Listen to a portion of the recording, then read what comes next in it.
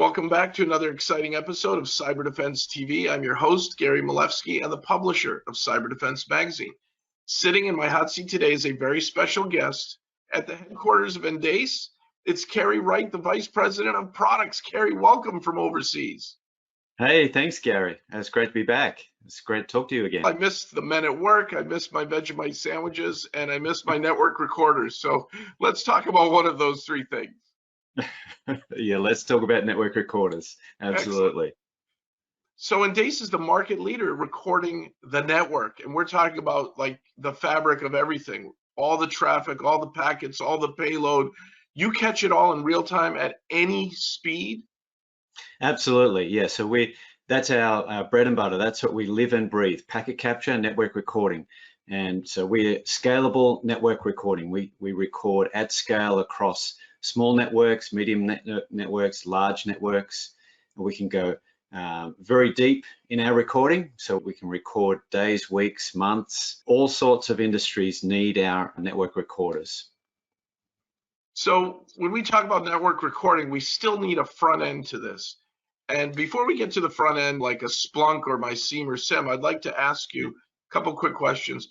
How do we get you in the environment? Are you inline? Are you doing this all inline? Are you doing it off of span ports? And how do you make sure you don't lose any packets?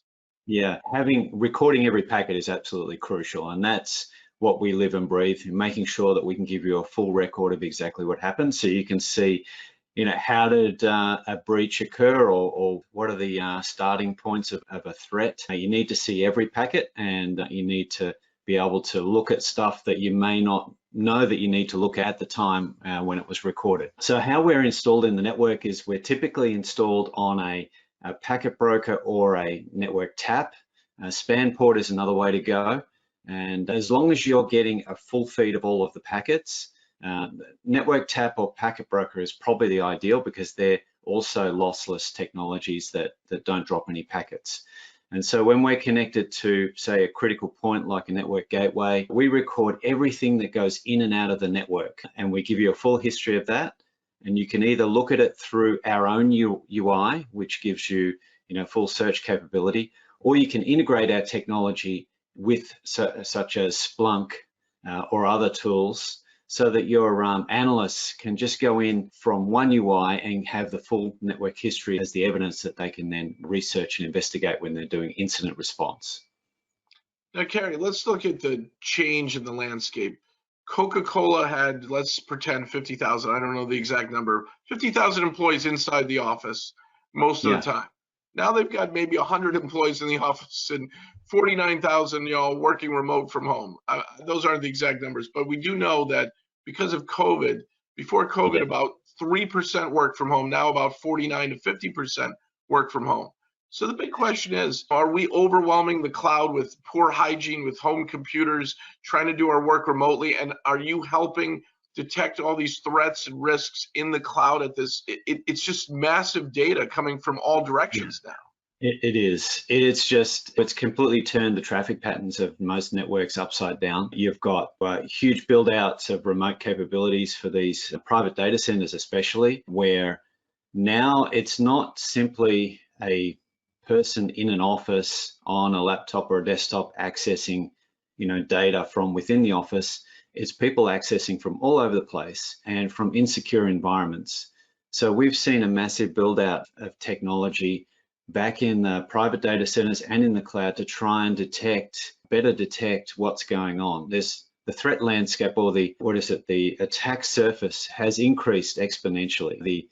When you're sitting at home, you haven't got a high-end Palo Alto firewall protecting your network anymore. You've got your son gaming in the room next door, probably on the same Wi-Fi segment, and who knows what risks are coming in through that different environment. What we're seeing is a lot of companies are having to build out their infrastructure, their monitoring infrastructure, and they're having to build it in a way that they can access all of that information, all of those recorded packets remotely, and access them easily and quickly, and access them from, if they're a SecOps person working from their home as well, they may need to be able to research what went on in any part of their global network. And so being able to easily access that in a scalable way has been critical for our customers.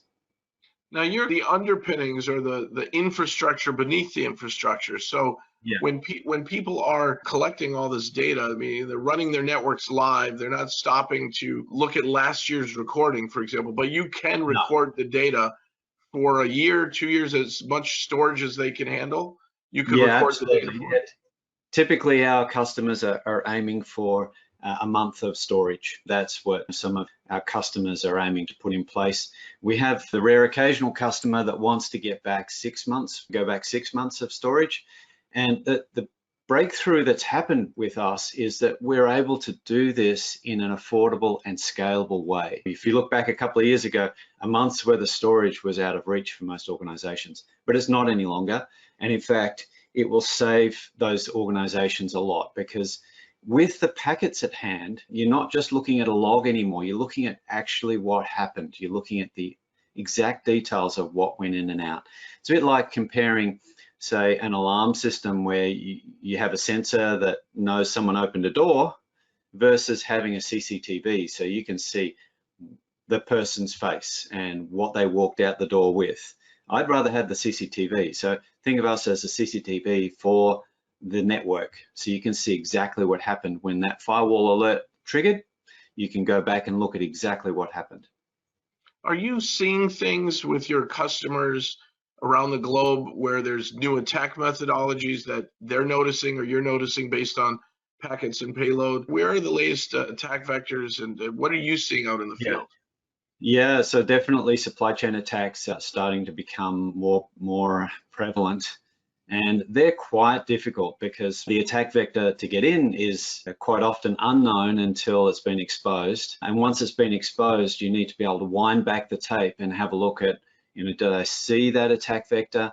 And then were there any downstream activities? The attack vector is just the first step of an attacker getting into your network. Beyond that step, they're loading their own backdoors. They're loading their own, malware. It's very difficult for a firewall to detect the downstream activities after that event has occurred. So with a full record of what's happened on the network recorded by Endace, you can now go back and look at what are the downstream effects, what are the weird things that need to be investigated deeply, and we'll have that record all stored away there on the Endace probe. That's amazing. I've heard there's a lot of attacks lately because we're all working remotely against software as a service cloud apps that companies are running, that there's a lot of shadow IT. Why do you have Salesforce running when we're doing HubSpot? Or why are you doing HubSpot when we're supposed to be doing Salesforce? So people are finding that they've got apps they didn't expect to be running. Yeah. Maybe the team didn't do it maliciously, different Dropbox accounts they didn't expect. Exactly. So much has moved to the cloud right now. It's really hard to keep up with it, but you're able to at least document all that so that if there was a forensic investigation, all the packets and payload are there. You would know what's going on down to a user identity.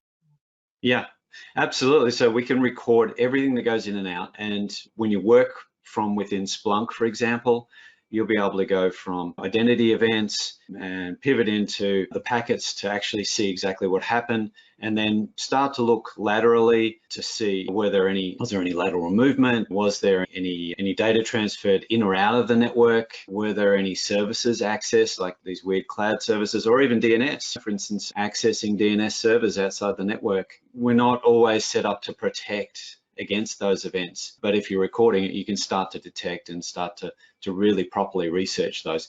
And it may sound like a lot of detail, but in fact, having the packets at hand speeds the response, the incident response time significantly. It's a bit like, if you can see clearly, suddenly things are solved very quickly. If you've got a cloudy view or an opaque view of what happened, it takes you a lot longer. If you've got a dust for fingerprints, it takes a lot longer than if you've got eyewitness view of exactly what happened. So we're the eyewitness view of exactly what happened. So actually, Endace gives me the power of Sherlock Holmes and Exactly.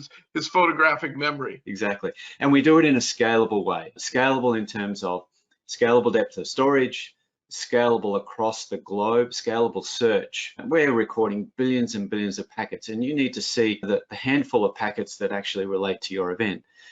And we can search a global network of Endace probes that have been deployed, maybe there are hundreds of probes. We can search that very quickly. and come back with the answers so that you don't have to context switch. If you're an analyst and you're focused in on a security breach, you want to investigate that right through to the end, and you don't want to have to actually wait for something to, maybe you've got to put in a request to get some packets and then come back an hour later. You don't want that. You want to investigate it and finish it right in that train of thought. You want something that's going to be scalable and fast, and that's what we provide. What's the pane of glass or software you provide? And then what are the kind of interfaces you have for other systems beyond Splunk? Do you have connectors, APIs? How does it work with just your pane of glass? And then how does it work in working with other third parties? Yeah, so we provide a native user interface. It's a web-based user interface where you can go in and search and analyze the packets, the traffic that's been captured. And a lot of our customers love that. They love the power of being able to search directly within our user interface. Our user interface is what we call Investigation Manager, and it's a piece of software that will search over many probes in parallel and provide you with a consolidated view. And that also has an API. And we have developed a whole bunch of different connectors for Splunk, IBM QRadar, Palo Alto, Darktrace, Cisco products. And from within those products, you can do the searching from within their native UI. That means you don't actually have to learn something new. What was it that I heard? That SecOps teams have something like 80 tools on average. Too many red alerts, too much noise, too much to learn. Exactly. So we don't want to add to that, of course. So, many of our customers want to work just within Splunk or just within another tool. And we enable that by allowing them to search within Splunk, search the packets that are stored on the Endace probes and provide that back to the Splunk analysts. Or even in a SOAR tool, for example, we recently did an integration with Palo Alto XOR. And from within XOR, you can run a playbook. And that playbook will automatically go out to Endace probes and grab all of the packets related to the incident that playbook is focused on. So our job is to make life easier for the security analysts so that they can get their job done quickly and accurately. So Kerry, Endace is headquartered or originally founded in New Zealand with offices in Australia, the US. Where else can we find Endace? And are you selling direct? Are you selling through channels? You're all over the globe, over 100 countries? We're all over the globe. We have presence in Europe, UK, US, in Asia Pac. We are headquartered in New Zealand. It's a great place to visit if you ever get a chance, Gary. Beautiful place. Not far from where some of the famous movies have been filmed. But yeah, we're positioned across the globe and we deal with large enterprise, finance, federal, governments, military, etc. And we sell through channels. So we are very aligned with sales channels, distributors and resellers across the globe. Now we have about 8,000 banks in the US. We've got thousands of credit unions. They need you more than ever. And some of them are small. Can they afford Endace? Absolutely. Yes, when we sell to regional banks, they're one of our common customers, and our system scales from just 1 or 2 probes located in key locations through to our largest installation is nearly 1,500 Endace probes in one network and all searchable from a single place. So yes, we scale quite nicely. And the nice thing is the way we scale is quite simple. You just simply add more Endace probes to get more storage or faster to disk. It's quite simple. Did you, for the US government and other governments, did you have to get EAL or some kind of certification that you do what you say you do? You've probably heard of those things. Yeah, we just won a very large government, military contract, and we had to go through some rigorous evaluations and criteria. And yeah, it came out on top. They love the product. It's all up and running and installed. And they're already researching things like sunburst and some very recent events. It's making a difference. But yeah, the reliability, the robustness, the maintainability of our system is critical for all of those customers. Probably the most scalable in the world based on performance and the amount of packets and payload you can eavesdrop on or collect in real time. I haven't heard of companies hitting the numbers you've been hitting. So yeah. So Gary, this is what we do. We live and breathe packet capture. That's all we do. And we work with all of our other partners for analytics and security, etc. But our focus is packet capture. So that's what we do best. That's great. Is there anything else, Kerry, that you want to share with our viewers and listeners today?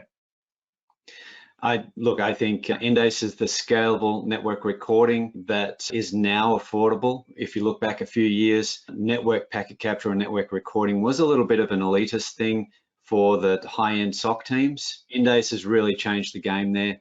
We've made it accessible to all of enterprise, and it's now affordable and very helpful. And I would say every MSSP in the world needs to have Endace if they're going to do their jobs. Absolutely, yeah. You can't defend what you can't see, and we help you see.